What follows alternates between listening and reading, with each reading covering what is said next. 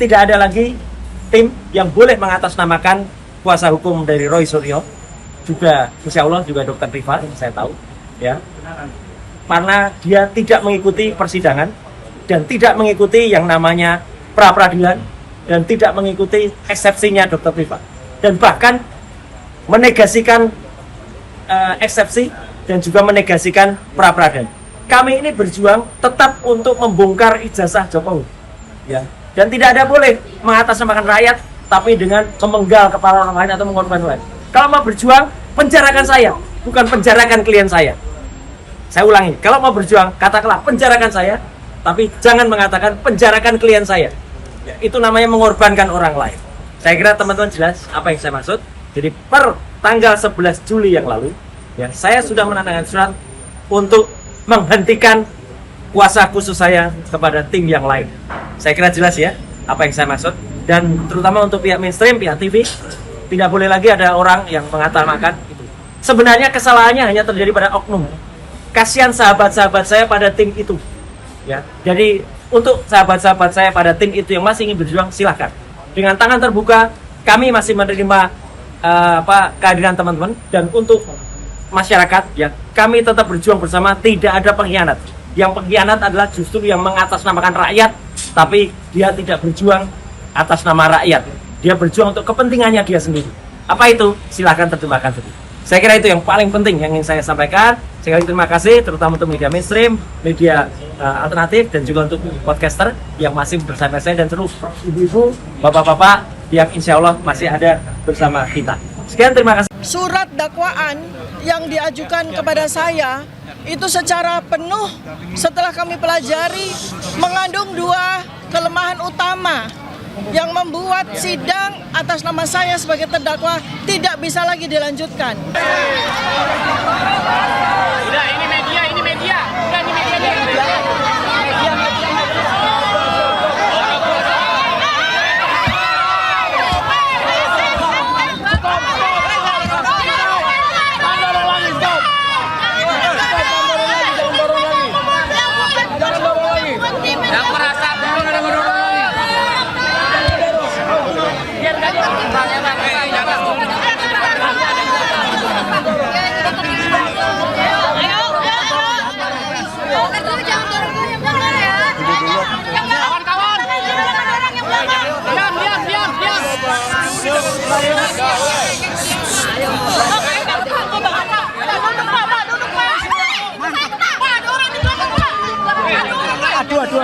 Aduh.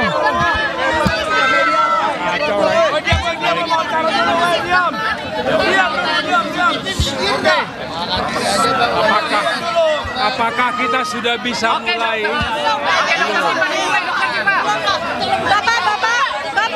Bapak. Oke, gantian ya Pak ya, gantian ya. Baik. Dadah, diam dulu, diam. Bapak yang pakai baju hijau, Bapak tolong Pak. Kita nggak bakal pernah mulai kalau Bapak belum kesana Pak. Mundur dulu Pak. Mundur Taufik. Baik, kita mulai ya. Udah. Oke. Bismillahirrahmanirrahim. Assalamualaikum warahmatullahi wabarakatuh. Hasbunallah wa ni'mal wakil, nikmal maula wa ni'man nasir. La haula wa la quwata illa billahil aliyil azim. Alhamdulillah, pada hari ini, hari Kamis, kami sudah melakukan nota perlawanan, ya, yang terdiri atas 37 halaman. Yang kita berikan judul Indonesia Menggugat, ya. Dugaan ijazah palsu Jokowi adalah sebuah cermin krisis multidimensional bangsa ini, ya. Pada beberapa hal nanti akan secara rinci disampaikan oleh advokat saya. Yang pertama adalah bahwa surat dakwaan yang diajukan kepada saya itu secara penuh setelah kami pelajari mengandung dua kelemahan utama yang membuat sidang atas nama saya sebagai terdakwa tidak bisa lagi dilanjutkan, yaitu terjadi error in objecto dan error in persona. Apa artinya? Objek yang didakwakan kepada saya itu salah secara objek, ya, karena yang saya dan Mas Roy Suryo lakukan pengkajian adalah benda digital, objek digital yang beredar di internet yang dimiliki oleh saudara Dian Sandi. Kami sama sekali tidak melakukan pengkajian, komentar apapun terhadap dokumen digital yang diakui oleh saudara Joko Widodo. Karena secara fakta, saudara Joko Widodo tidak memiliki ijazah dalam bentuk digital. Jikalau memang benar beliau adalah lulusan Fakultas Kehutanan UGM tahun 1985, jikalau benar, maka dokumen yang dimiliki adalah dokumen yang bersifat analog, di mana kita semua sampai dengan 11 tahun kita menanti sama sekali belum pernah ada kemunculan dari dokumen ijazah tersebut. Sehingga jelas bahwa dugaan atau dakwaan dari jaksa itu salah secara objek, ya. Kemudian yang kedua adalah error in persona. Karena ini berkaitan dengan laporan yang dilakukan oleh saudara Joko Widodo terkait dengan locus dan tempus delicti yang sangat aneh dan janggal. Karena locus dan tempus delicti itu berpindah-pindah dari sejak kami pertama kali diperiksa sebagai saksi tanggal 11 Mei 2025. Pada waktu itu yang dilaporkan sebagai locus dan tempus delicti adalah sebuah peristiwa tanggal 22 Januari 2025, di mana kami sama sekali atau saya sama sekali tidak berada pada locus dan tempus yang dimaksud. Lalu kemudian laporan polisi itu diubah secara locus dan tempus deliktinya menjadi di daerah Jakarta Selatan 26 Maret 2025. Lalu pada surat dakwaan yang disampaikan oleh penuntut umum, ternyata locus dan tempus berubah lagi, yaitu di antara bulan Maret 2025 hingga bulan Mei 2025. Padahal laporan yang dilaporkan oleh saudara Joko Widodo itu tertanggal 30 April 2025. Jadi ini jelas salah ya secara persona dan salah secara objekto. Karena mana mungkin melaporkan sesuatu kejadian yang belum terjadi pada saat laporan polisi itu dilakukan. Dia melaporkan tanggal 30 April 2025 atas peristiwa yang terjadi pada bulan Mei 2025. Itu sesuatu yang sangat tidak masuk akal. Dan berikutnya lagi adalah kesalahan atau error in objecto adalah mendakwa sebuah produk-produk jurnalistik yang dilindungi oleh undang-undang pers yang jelas ya. Jadi ada 5 unggahan dari 28 unggahan yang dijadikan sebagai barang bukti. Itu sendiri sebetulnya sudah error in objecto. Karena 28 barang bukti itu dibebankan semua kepada saya. Sedangkan dari 28 barang bukti itu hanya ada 5 unggahan yang berkaitan dengan saya. Nah, sementara dari 5 objek tersebut itu sebetulnya adalah produk jurnalistik. Yang utama adalah sebuah siaran di media ya yang berlangsung di gedung MNC ya. Itu dilaporkan sebagai di mana saya melakukan perbuatan yang didakwa dengan pasal 32-35. Padahal itu adalah sebuah produk jurnalistik. Artinya, kalau seorang narasumber seperti Anda, seperti saya, didakwa melakukan pidana atas keterangan yang saya lakukan, maka tentu saja media tersebut, hostnya yang memberikan pertanyaan kepada saya pun juga harus turut didakwa secara pidana. Tetapi Undang-Undang Pers tidak menyatakan demikian. Sebab sebuah produk jurnalistik yang berisikan talk show ya atau sebuah tanya jawab itu dilindungi oleh Undang-Undang Pers. Apabila host dan narasumber melakukan sebuah kesalahan, slip of the tongue atau kesalahan pada waktu itu, maka Undang-Undang Pers itu memberikan fasilitas dalam bentuk hak jawab, dalam bentuk sebuah mediasi di dalam koridor Dewan Pers ya. Jadi ini tidak bisa langsung dibawa kepada pidana. Kalau sampai terjadi seperti ini, maka inilah yang disebut sebagai chilling effect, membuat semua orang takut untuk bicara. Ya, selanjutnya akan diteruskan oleh advokat rekan saya. Silakan. Ya, terima kasih. Saya tambahkan sedikit ya, karena hari ini adalah perlawanan terhadap dakwaan. Kami belum bicara masalah pokok perkara. Ya, saya katakan tadi, bahkan kami bacakan bahwa perkara ini tidak layak untuk masuk persidangan karena dari awal sudah batal demi hukum. Sejak peristiwa RJ yang mana harus pencabutan laporan, itu jelas bagaimana dengan satu laporan yang sama dengan nomor yang sama yang dibebaskan hanya berapa orang. Yang namanya pencabutan laporan itu adalah keseluruhan. Jadi kalau bahkan konsiderannya pun tercabut. Karena mekanisme di dalam RJ itu sebelum SP3 ada pencabutan laporan yang dengan nomor yang sama. Kedua, peristiwa Mabes Polri pada waktu Jokowi melaporkan kawan-kawan ini, itu peristiwa di Mabes Polri belum dihentikan penyidikannya. Jadi ini sudah melanggar Undang-Undang PSK, Pelindungan Saksi dan Korban. Belum dihentikan. Kenapa demikian? Laporannya bulan April, 30 April, sedangkan penghentian penyelidikan adalah 22 Mei. Jadi secara Undang-Undang Pelindungan Saksi dan Korban, maka jika ada laporan lebih dulu, tidak boleh dilaporkan balik sebelum inkrah. Itu jelas, dan itu kami sampaikan tadi. Bahkan ada pelanggaran Perkap, masih ingat yang identik itu. Jadi sampai detik ini kepolisian tidak pernah mengatakan ijazahnya asli, yaitu identik non identik, ya kan? Lah, pemeriksaan laboratorium waktu itu yang menyatakan identik itu melanggar Perkapnya sendiri. Karena dalam pemeriksaan laboratorium itu satu, ya kan?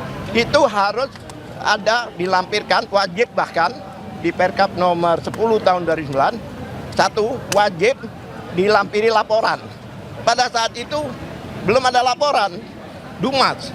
Kedua, wajib dilampiri BAP. Pada saat itu belum semuanya di BAP. Ketiga, wajib dilampiri dengan berita acara penyitaan. Pada waktu itu tidak ada penyitaan. Oleh sebab itu, perkara ini cacat demi hukum. Bahkan saya berani katakan kalau itu seorang bayi, itu mati dalam kandungan. Bukan cacat lagi, mati. Kami tekankan berkali-kali bahwa perkara ini tidak layak untuk masuk persidangan ini. Silakan lanjutkan. Mungkin Bang nanti mulai maju, kalau selesai ngomong mundur. Oh, mundur. Kalau selesai ngomong. Bang dulu berarti ya Bang di depan. Sampaikan di sini semua. Setelah ngomong. Iya, silakan. Ini punyanya siapa ini? Udah ngomong. Oke.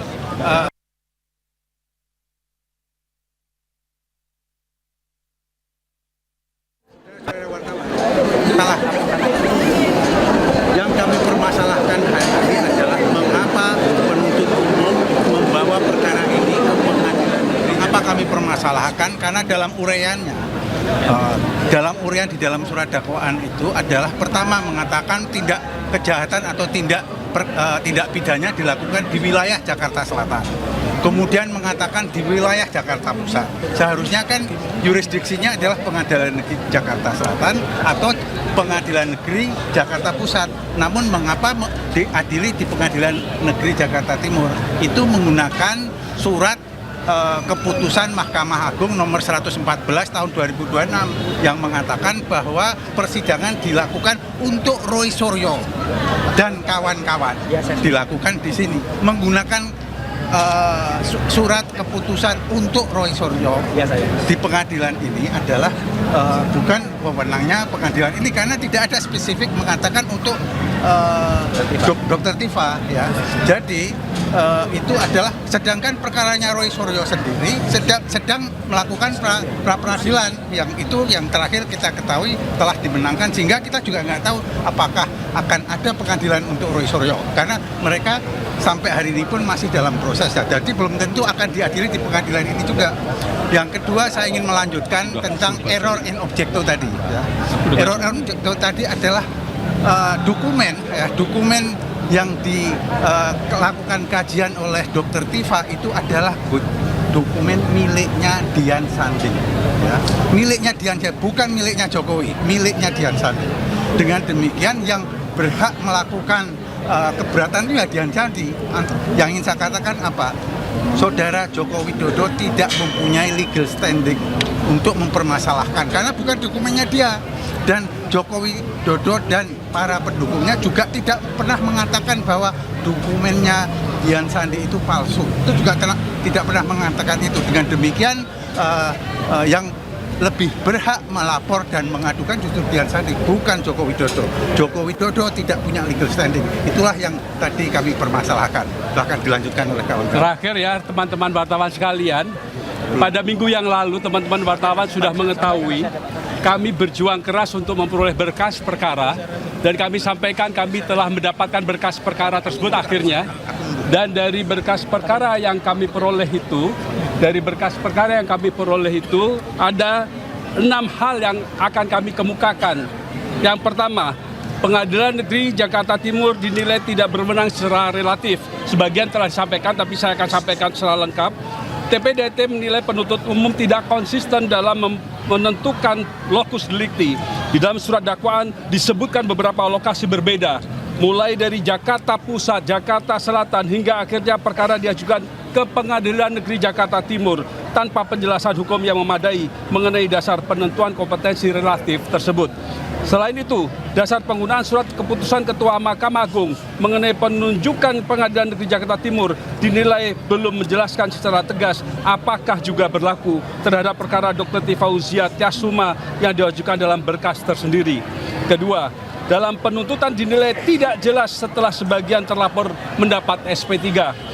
TPDT mempersoalkan keberlanjutan penuntutan terhadap Dr. Tifa setelah sebagian terlapor lain dalam laporan yang sama memperoleh penghentian penyidikan SP3 menyusul pencabutan pengaduan.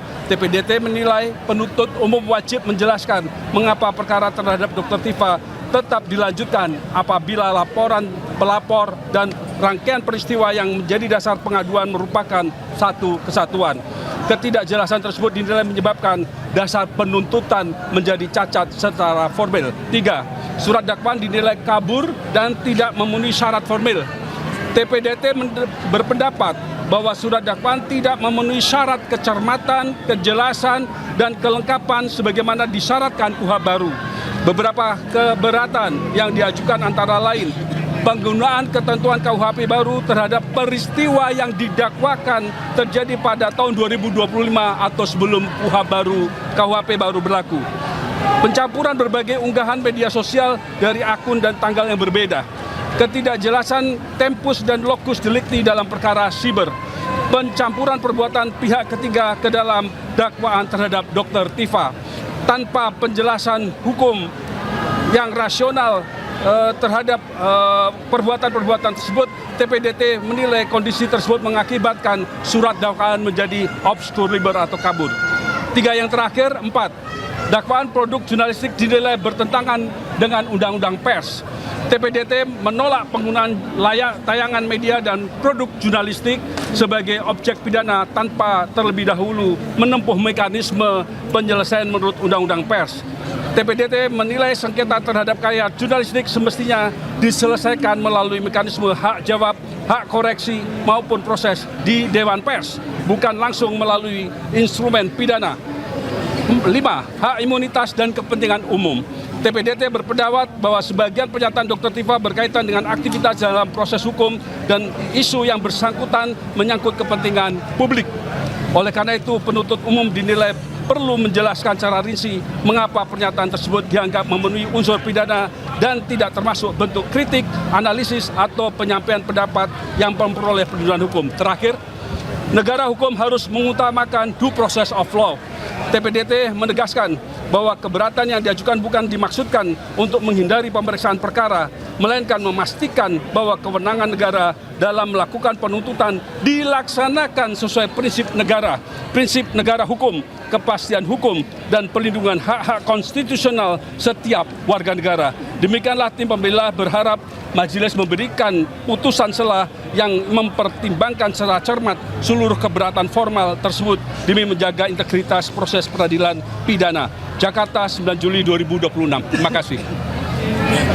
Kembali, saya Muhammad Taufik ya. Dua hal penting yang saya ingin sampaikan.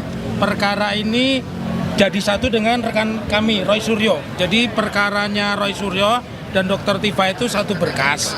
Oleh karena pengadilan di dalam prapit yang seri pertama, karena akan ada praper yang selanjutnya, bahwa alat buktinya itu tidak sah, otomatis penggeledahan tidak sah, pemeriksaan tidak sah, dan saya katakan penangkapannya juga tidak sah karena polisi tidak bisa membedakan penangkapan dan penahanan. Penangkapan itu orang tidak boleh diborgol, tidak boleh dikasih baju tahanan, dan tidak boleh dimasukkan sel.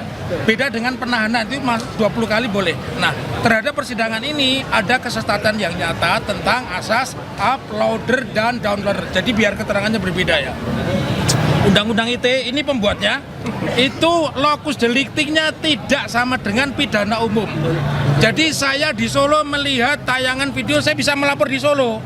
Saya membaca di Jatinegara, saya bisa melapornya di Jatinegara. Jadi ini tidak dijelaskan tadi seperti rekan kami Pak Dr. Lutfi mengatakan jaksa tidak secara limitatif menjelaskan lokus deliktingnya itu di mana. Pak Jokowi itu sebutannya kalau di dalam Undang-Undang Informasi dan Transaksi Elektronik adalah downloader, bukan uploader. Uploadernya itu adalah Dian Sandi. Di mana Dian Sandi dia memuat? Apakah dia di Jakarta? Dibuktikan itu dulu. Karena Undang-Undang ITE loh yang dipakai ya, bukan delik umum. Kalau delik umum itu lokus itu tempat di mana gambar itu dimuat. Tetapi ketika pertama kali mengupload Dian Sandi tidak sampai hari ini yang tayangan 1 Mei 2025 yang sudah dilihat oleh 7,9 juta. 1 April ya 2025 yang sudah dilihat oleh 7,9 juta itu tidak ada di dalam bersil jaksa. Jadi kalau kami semua mengatakan kewenangan absolut itu betul, undang-undang bahwa pengadilan itu belum tentu berwenang menangani perkara ini. Kemudian tentang lokus itu namanya kompetensi relatif. Apakah harus di Jakarta Timur? Kita bukan bicara soal otoritas Mahkamah Agung boleh memindahkan tempat persidangan. Betul, Mahkamah Agung memiliki otoritas. Tetapi yang lebih penting ini uploader downloadernya disebutkan dulu. Kalau itu tidak bisa karena jelas itu Undang-Undang ITE mau pakai 32, 35 dan sebagainya. Dan yang terpenting saya mengatakan sepakat kalau tidak ada sandi berarti tidak ada criminal action, berarti tidak ada tindak pidana. Sekarang namanya bukan kejahatan loh ya. KUHP yang baru itu namanya tindak pidana. Ya namanya tindak pidana. Lalu saya ingin mengatakan RJ yang dibuat Polda itu 100% salah. Dasarnya apa? SEMA nomor 1 tahun 2026. Kalau penuntutannya itu dimulai tahun 2006, dia harus menggunakan RJ yang kiblatnya di ketua pengadilan. Jadi kalau Jakarta Selatan ya harus di depan ketua pengadilan. Kenapa? Karena ada 3 alasan. 1 kepastian hukum, yang kedua keadilan, yang ketiga pertanggungjawaban. Ya, jadi nggak bisa masing-masing jaksa bikin RJ, polisi bikin itu kalau sebelum tahun 2026. Itu saya katakan. Jadi buat Egy Sujana, buat Damai Harulibes, Rismon, jangan ketawa dulu. Kalian nanti kalau kita kirim surat buat laporan baru bahwa RJ Anda. Ya, bisa demikian breaking news kali ini. Selanjutnya Anda bisa menyaksikan program iNews Breaking Goals bersama Kevin Pakan. Saya Togi Sinaga pamit. Terima kasih dan sampai jumpa.